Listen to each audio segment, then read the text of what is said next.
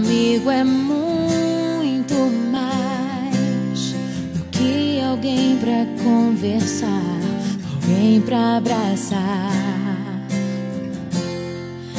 Amigo é uma bênção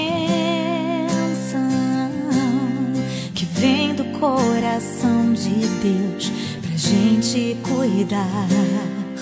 É assim que você é pra mim, como uma pérola que eu mergulhei pra encontrar.